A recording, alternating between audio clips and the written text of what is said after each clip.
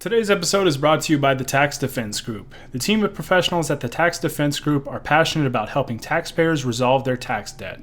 Their services include basic tax preparation, tax audits, resolving large tax debt, and more. They actively represent taxpayers throughout the entire USA. If you need help resolving your tax issues, contact the Tax Defense Group. Call the Tax Defense Group today at 800-850-7973 to get started. That number again is 800-850-7973, and you can visit them online at thetaxdefensegroup.com. Are you thinking about starting a business or a side hustle? For all businesses to be successful, you need a website. Writer Junkie offers website development, content writing, and SEO services for business websites. Call Writer Junkie today at 805-587-7966, and you can visit them online at writerjunkie.com. We recently launched our website, ucaststudios.com. With articles about sports, special interest topics, and more, we have some cool stuff on our site. To read our content, please visit ucaststudios.com.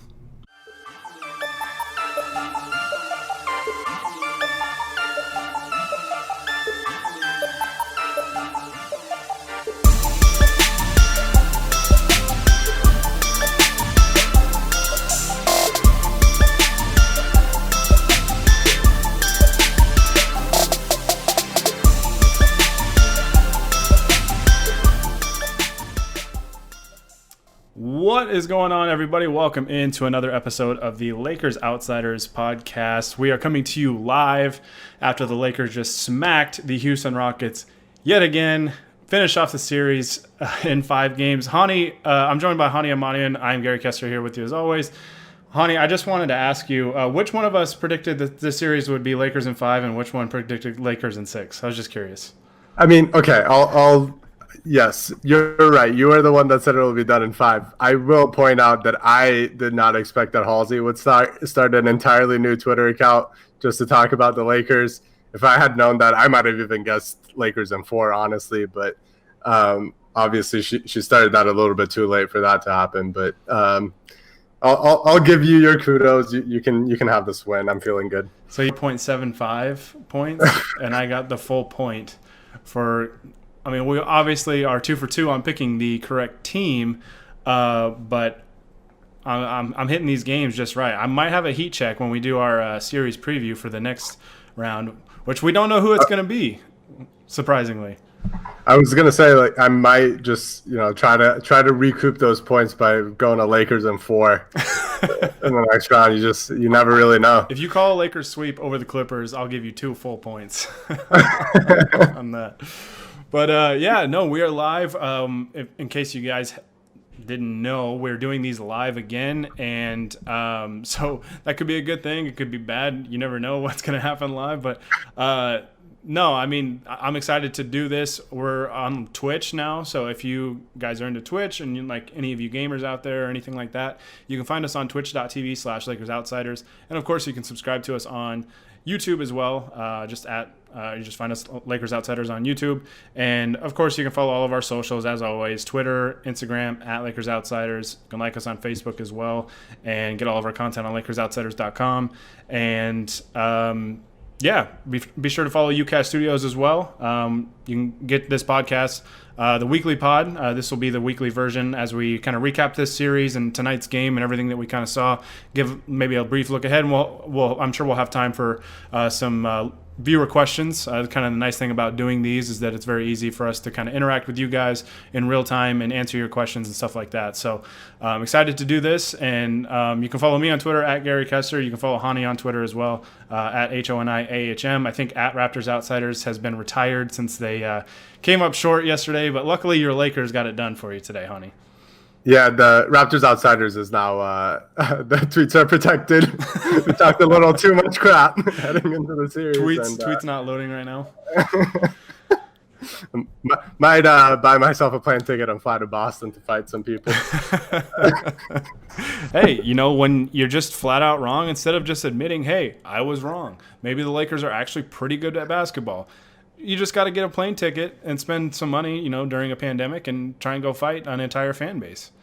Yeah, being a super spreader of a virus because your favorite sports team lost seems like the absolute right decision in my opinion. Extremely reasonable. Extremely reasonable. So, yeah. All right, let's dive into this game. What we saw today, Honi, the Lakers jumped out to a really great start. I mean, this thing kind of got out of hand early, but the Rockets, I'll give them credit. They did battle back in this game and started to compete and got this thing. I think I don't remember how close it was. I know it was under. I think it was at 6 at one point, maybe. Yeah. But I mean, they battled back, and then the Lakers, kind of pushed it right back out. So I don't know if it was the Lakers just kind of knowing when they can turn it on and off. We've seen that with this team throughout the year. But ultimately, they turned it on again in the second half and really run away with this thing and just dominated.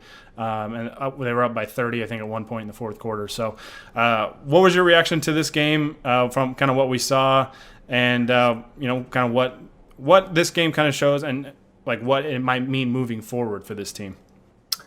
So, I mean, let me start with the Rocket side of this. Because I think they might be the biggest disgrace to the sport that we've ever seen. This was 2 games in a row back to the walls, and the effort, the energy, it just wasn't that. These games kind of frustrate me sometimes that I get a little annoyed at the other team for not trying hard enough, even though it's good for my team and that they're winning. It's just like, it's not enjoyable. And, the last game they had a little bit of a fake comeback and made it close and made us sweat a little bit, but really didn't look like they were going to win. This game kind of felt the same way. They made that run a little bit, cut it close, and then they completely unraveled again. I don't really see it in this team ever. I obviously gave them a lot more credit and thought they'd be a lot more dangerous heading into this series, but after seeing how they play from top to bottom, their stars to their role players, this was honestly just really sad. It was also very funny, don't get me wrong, but it was also really sad to watch this. Yeah, it was. I thought it was beautiful to watch, in all honesty, from my perspective. But no, it was super fun. I was just having a ball watching, KCP hit threes, Caruso sneaking back door for some layups, and it really was just beautiful basketball in the first quarter. I thought the Lakers executed extremely well on both ends of the floor. I think they were up like 33-13 at one point.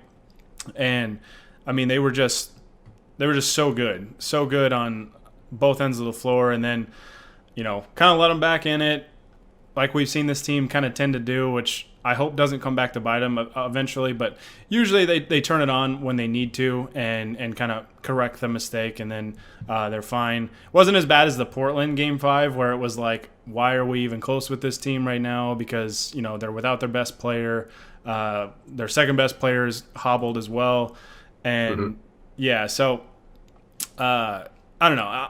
I didn't really think much of it. I wasn't overly worried. When the Lakers came out and hit first, that was kind of my indicator. All right, I think they're going to be just fine. If the Rockets would have came out and jumped all over the Lakers, then I would have been a little more hesitant, I guess. But even when the Rockets kind of cut it, I wasn't overly worried because I thought as soon as the Lakers turn it back on, and that's kind of the nature of playing this Rockets team, right? Is the ebbs and flows of playing this team. When they get hot, they can put a big run on you. But when they do that, usually they're going to kind of even the balance out, and they're going to go cold, and you can put a run on them. And that's kind of what we saw, I think, a lot of times in this series, especially like Game 2 when they come out and they're just red hot from 3 in the third quarter. Then they go ice cold in the fourth quarter. Kind of saw that a little bit today as well. Yeah, absolutely. And I think the Lakers have just shown a really, really great ability all series long, and really even in the first series to an extent, of being able to weather those storms. They know that this is a team that can get hot and go out on these crazy shooting spurts and score a ton because they shoot so many threes. But they've been able to kind of just stick to their game plan, don't panic, don't do anything stupid, and just keep getting it back on the other end until the Rockets go cold, and now you're the one making the runs. I think I came into this game probably more confident than any other game this series, maybe even all playoffs long, just because I think they've kind of earned that trust as a team over the last couple of weeks, especially considering how poor they were when the bubble games first started, how poorly they played. But the championship level that they get to, and the fact that they get to it so often, they're not really a team that's flipping the switch kind of like the Clippers are on the other end. they're a team that's kind of consistently playing hard. They have their moments sometimes where they dwindle and let the other team go on some runs, but for the most part, when they smell blood, they're going at it, foot on the gas. And I think LeBron deservedly so gets a lot of the credit there because he understands that if he's the aggressor early on, the rest of the team follows. But I also think the coaching staff and the other players deserve a lot of credit on this as well, that they haven't really spent their time saying, oh, we got this, we're up 3-1 on this team, they look defeated. They're like, no, we're going to come out and we're going to play crazy good defense and get a bunch of buckets the other way and start out hot. And now they're playing from behind the entire time.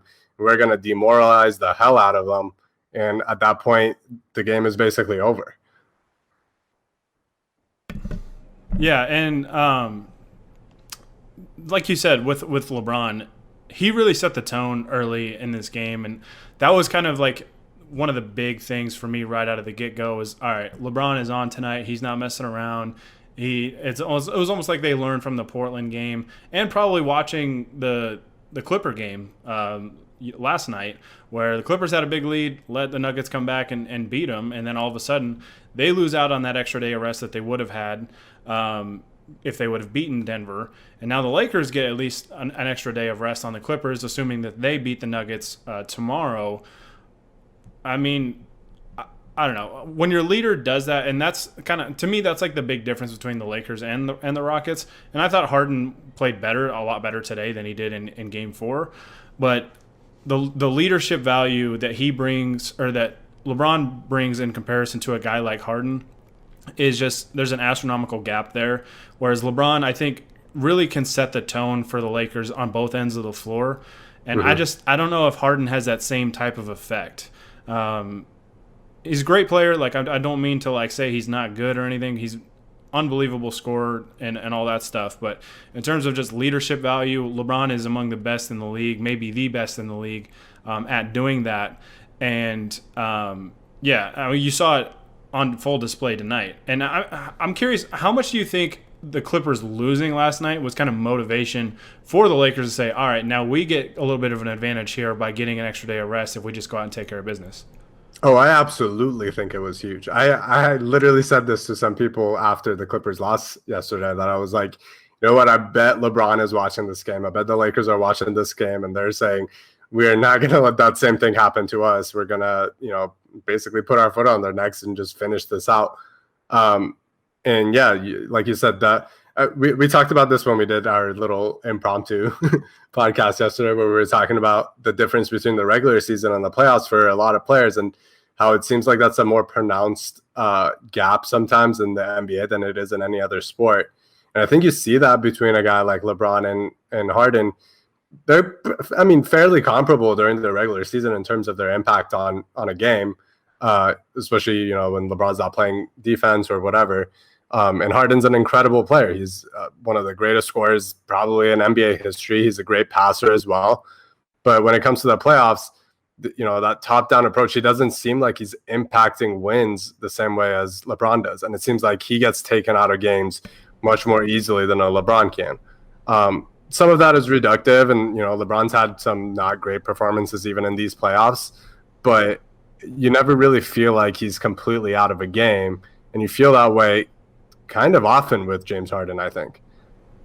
Yeah, no, 100%. And I kind of thought going into the season, that's where Russell Westbrook could help, because Russ plays, his motor is crazy high. He plays hard.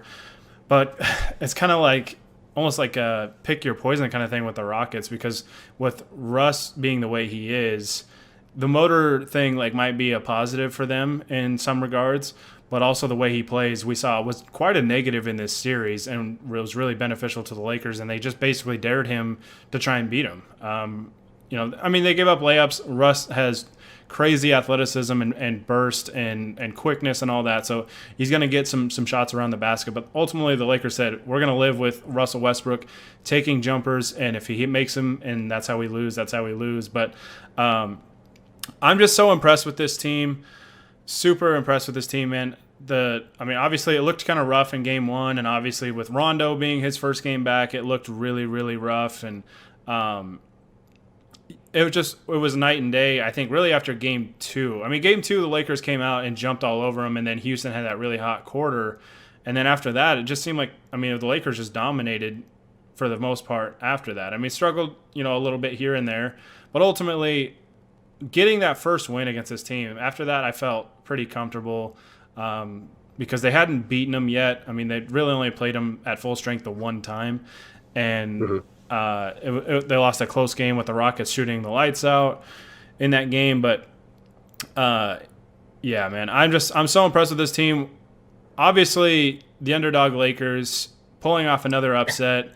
Although it's funny to me that NBA Twitter will have you convinced that this Rockets team is hot garbage.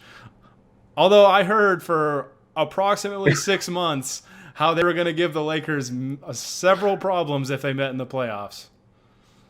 There was a prominent, let's call him, NBA Twitter person who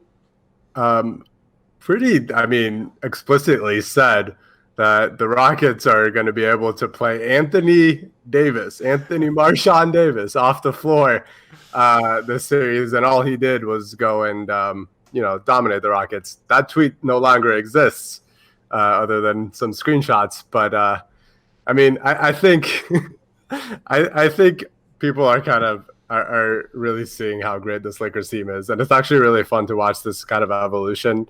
It's fun to make fun of these people as well, but it is kind of cool to see it. Oh man, like we keep thinking that this is just a 2-man team, and to an extent it is, but there's role players on this team that will give you a lot. And it might not be the same guy every night, but man, you get like 3 dudes tonight that scored 10, 15 plus. And it's a night where Anthony Davis doesn't really have it going, relative to the other games of the series, and those guys kind of pick up the slack and you still win on a blowout. Like, this team is really effing good, and I think people are very slowly coming to terms with that. Yeah, as much as they don't want to do that. It was just me angering NBA Twitter today with my Alex Caruso tweet. Basically my point that I think was misconstrued was that NBA Twitter would love that guy if he played for somebody else. Like, they would acknowledge, obviously he wouldn't get the same coverage because he doesn't play for the Lakers. Maybe if he played for the Knicks, but yeah, NBA Twitter goes out of their way to try and discredit that guy. And we saw it on display today, the defensive plays he made, the chase down block on Harden, which I think was after a turnover of his own. But he had a couple of other really good defensive plays. And the three-point shooting has been better, has come around a little bit more in this series. I think if Caruso is able to hit threes, even at a respectable clip, I think that works wonders for the Lakers offense, because you can't just sag off of Rondo and Caruso if they're both out there together, or, one is out there and the other's out on the bench or whatever.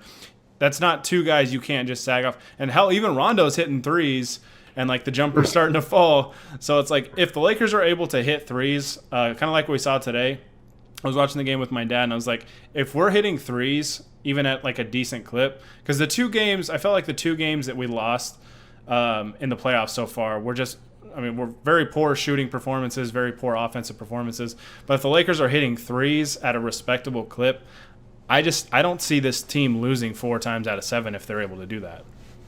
Yeah, they shot 19 of 37 from 3 tonight. Just an insane shooting display from really everybody. LeBron hit 3 of 8. Markieff Morris again was 4 of 4. Danny Green hit 4 threes. Kuzma hit 3. KCP hit 2. Then they got a couple from Rondo, Caruso, and the Rook as well, Taylor Horton Tucker, who I will just point out that he scored more points this series than Daniel House. At least on the court. On the court, he scored more points. We don't know about the off-the-court scoring. Lakers outsiders after dark. We're approaching that territory. Yeah, but you're right. If this, the Lakers defense, I don't really have any worries about. Other than maybe one half in this series, they were just incredible against a really, really high-scoring, high-octane offense in the Houston Rockets. So I really don't have any worries about how that defense is going to deal with, Kawhi, Paul George. Maybe the there will be issues because those are incredible players as well, and they're the best players that they would have faced this entire playoffs. But I'm pretty confident that they can figure that out. The offense is where they can have their issues, and they might get stagnant. They might have issues just scoring the ball. But if they get this sort of performances from these role guys, and it doesn't have to be 57% shooting or whatever, but if they are consistently knocking down shots, and if their guys are not liabilities where a Clipper or Nugget or whoever is playing off of them and just crowding the paint, then LeBron and AD are always going to be able to carry you through, and you will be able to score enough points. It's not even always about just hitting the threes. That's obviously important, but that threat that they're not always really imposing on people is huge. And to me, the key to that, obviously Caruso and Rondo being able to hit threes because those are the guys that get played off of is important. But when Danny Green is having these kind of nights, man, the Lakers look damn near unbeatable. And Danny Green was a guy that when he got signed, we thought he was going to be the third best player on this team. And he's had a lot of ups and downs this year. He's had moments where he certainly looked that way. He's had moments where he's certainly looked like he should be benched. But if he's rounding into form and he's hitting threes and he's playing the defense that he played really throughout most of the series, and doing some of the hustle plays, the offensive rebounding that he showed in a couple of these games, man, I don't know how you defend the Lakers if they got that guy in the corner and LeBron and AD running pick and rolls. I just want to reiterate the point, if Matt Vazine is possibly listening or watching this, that Danny Green hit 4 of 6 from the three-point line today and was a plus 35. Just want to reiterate that point to Matt because I said this to him during the game that I think if Danny Green scored 49 points in a game, Matt would be pissed he didn't score 50. So that's all in good fun. I love Matt. But no, Danny Green, I mean, is a guy that the Lakers are going to need. If he even just shoots threes at a respectable clip, him and KCP together, if they can just hit open threes when they're presented to him, and tonight we saw that. And I think tonight was kind of what I really thought about this series coming in, where I thought the Rockets were going to have to shoot the three extremely well to really have any kind of shot against this Lakers team. Watching the OKC series kind of confirmed that for me, and we've said a couple times, I think, on this podcast that we were kind of waiting for a game where the Rockets went pretty cold from three because they had shot the three pretty well in this series. The Lakers just kind of were able to limit their three-point attempts to an extent. And this was finally that game. I mean, the Rockets shoot 37% overall from the field, 26% from the three-point line. They were 13 of 49. And you see the result. The Lakers win by 23 points, and it was just domination from the outset, pretty much, with a couple of lulls here and there. But yeah, just so impressive. I mean, when you looking at like this box score, I mean, I don't think every Laker played their best, but the fact that Horton Tucker is getting these minutes, 9 points, 4 of 7 shooting in 10 minutes. Some of that was in garbage time, but you can tell how confident he is, right? Like when he was out there in the first half, he's still going after these guys and he's still trying to drive to the basket.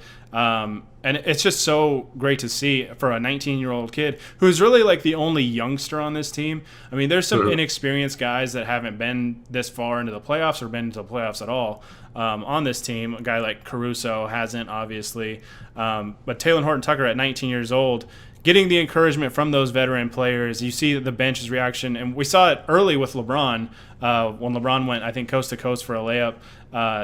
If the Rockets didn't call timeout, the Lakers might have gotten a tee for basically storming the court because they were all so excited.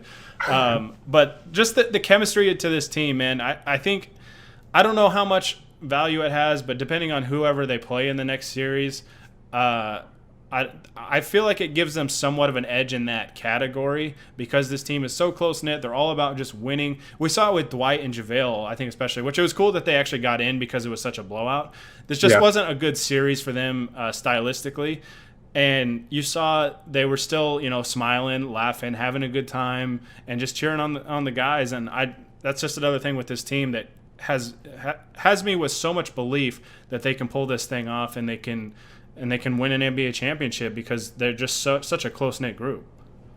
Yeah, and I absolutely love that about them. And the guys have really talked about it a lot where, they're playing in such a strange environment where there's no real crowd and they don't get that sort of energy from feeding off the crowd, whether it's a home crowd or an away crowd. And how, the players jumping up and down and jumping over the barriers and basically storming the court or like falling down to their knees or whatever, how much of an energy boost they give to the Lakers.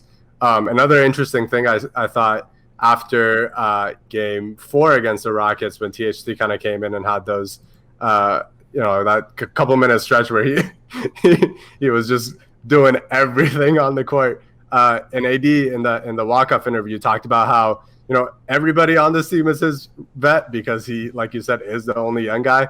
But that JR, of all people, is the guy that's like in his ear all the time telling him what to do. And I think that's so cool that JR is this dude that like just got signed. He's barely played with this team, barely knows some of these guys. And he's the one telling the rookie what to do and like how to play and giving him that encouragement. That's just such a great like cultural aspect of this Lakers team. And I think it is paying huge dividends. Yeah, I think the whole winning culture has been a thing that we've seen the Lakers kind of preach, I think, from the outset this season and kind of want to correct some of the mistakes that they made last year, I think, where the culture was not great because all the young guys were very upset at the trade deadline because of all the Anthony Davis trade rumors.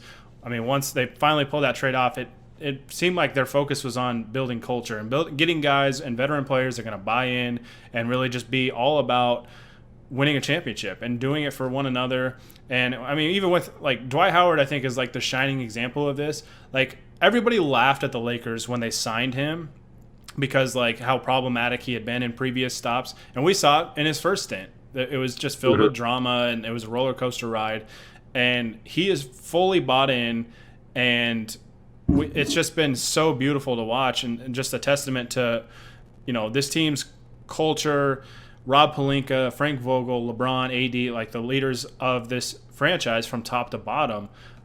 It's just been so great to see, and we're seeing it pay off in these playoffs. And we're hearing reports before this game of like Rockets players.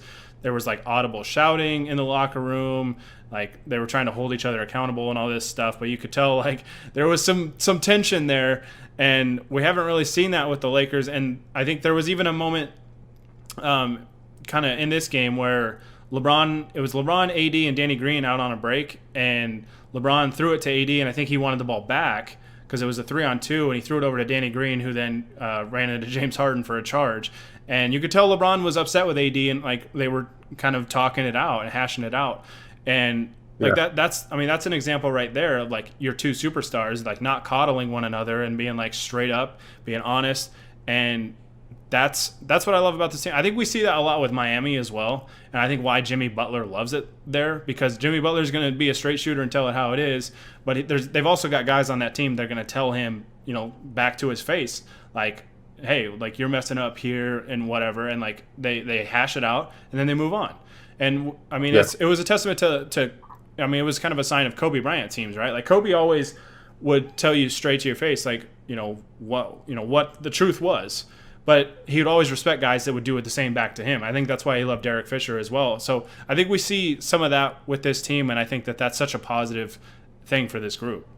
Yeah, there's just so many veterans, so many champions, guys that have been to the finals, been deep in the playoffs, and it is really, really showing up. They might not all be the most important players on this team. Like a guy like Dwight's been to the finals as a centerpiece of a franchise. For a franchise that really hasn't had a lot of success before or after he's been there. And now he's not really playing in the playoffs, at least in this series. But his experience is still so valuable. And having the wherewithal where, he gets benched for a series because he just wasn't good enough in a game, and still being encouraging, still being on the sidelines, still helping his teammates do better. The stuff is great, man. Like, It doesn't necessarily mean that you're going to beat everybody, be a champion, but every championship team has this sort of chemistry and has this sort of relationships top to bottom. And if you don't have that, you're just never going to win. And this is kind of looking forward to the next series a little bit, and we're expecting the Clippers to be there.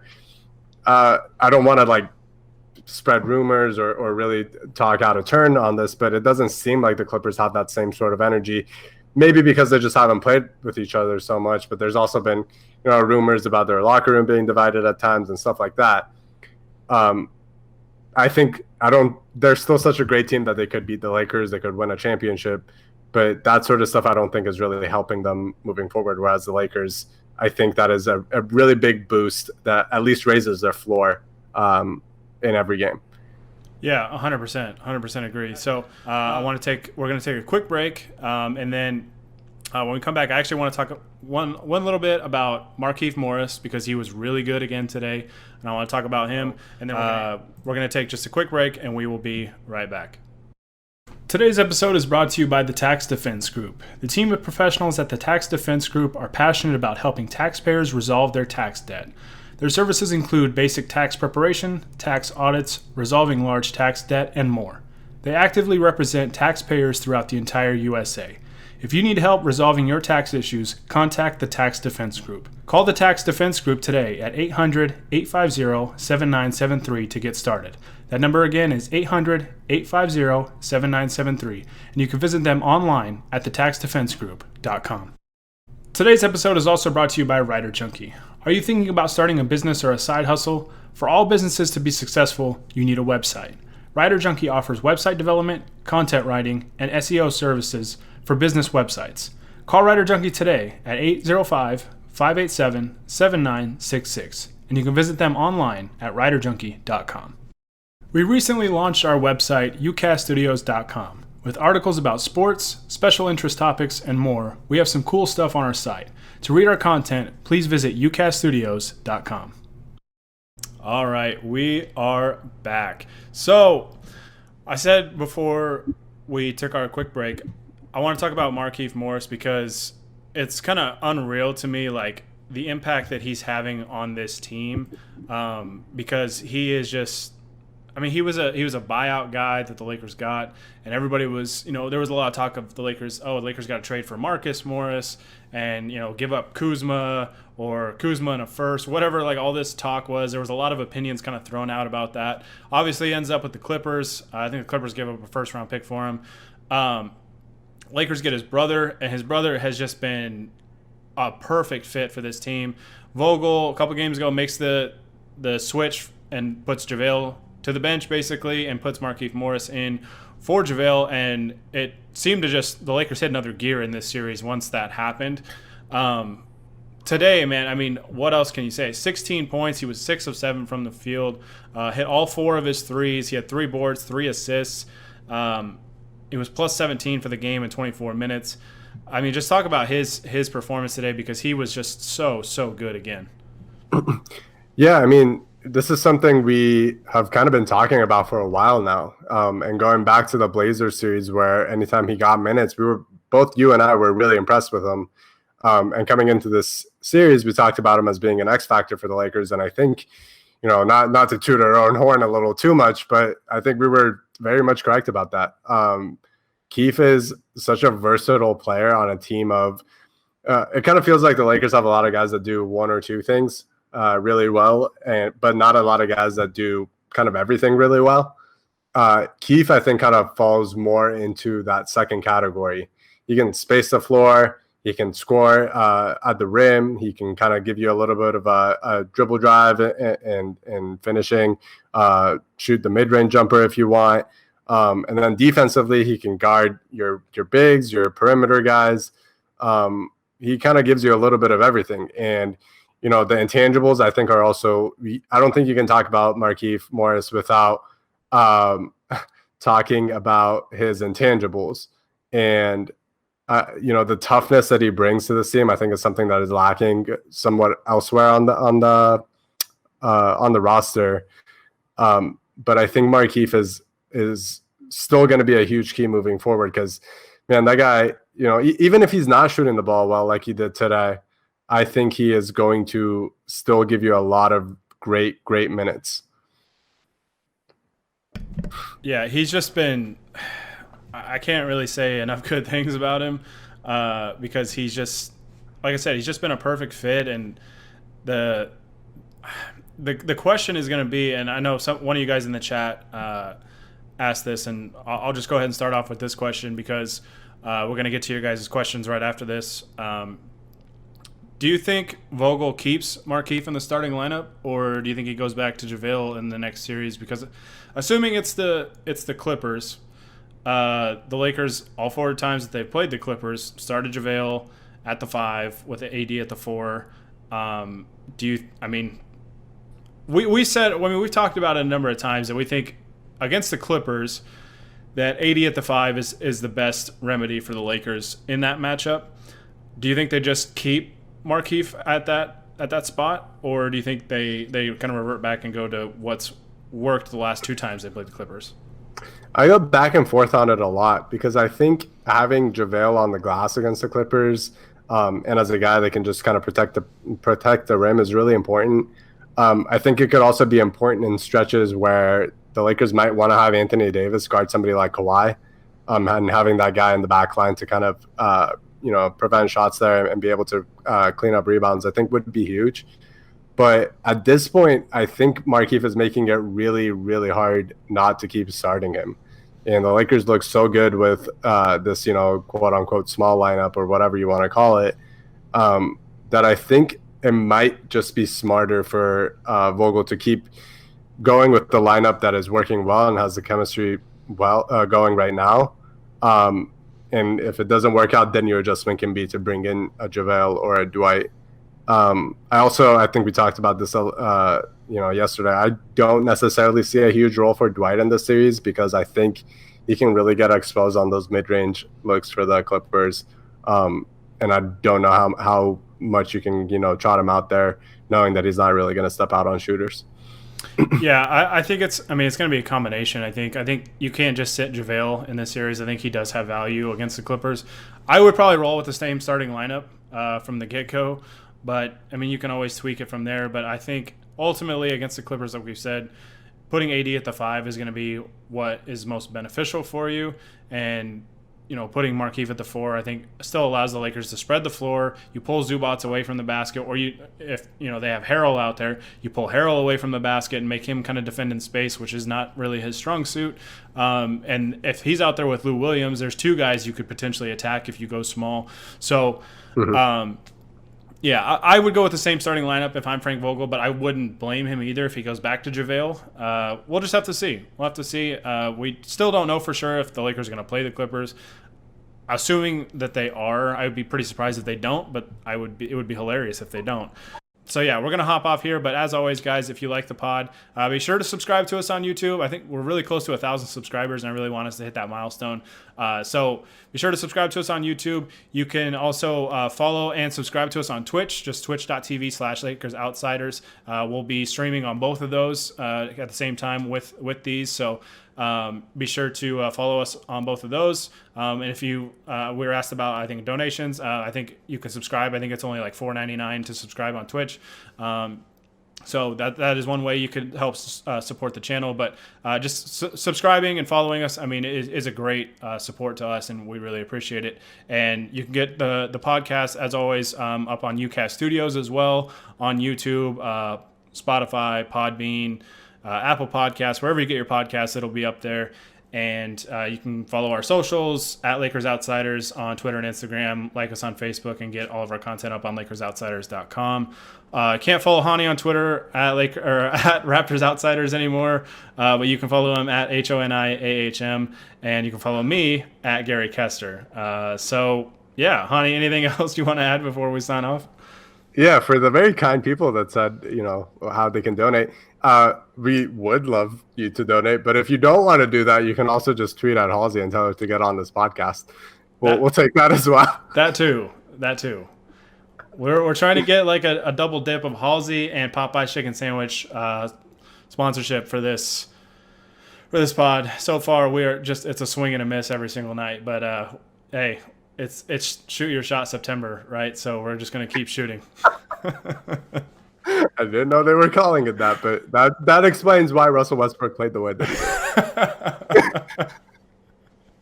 he did. Yeah, so we are going to sign off. We're going to watch Clippers and Nuggets game 6 tomorrow, and maybe we know who the Lakers' next opponent is. I don't know what the schedule is. I know that they tweeted out. I think the Lakers wouldn't start until like Wednesday. Is that correct? Yeah, yeah.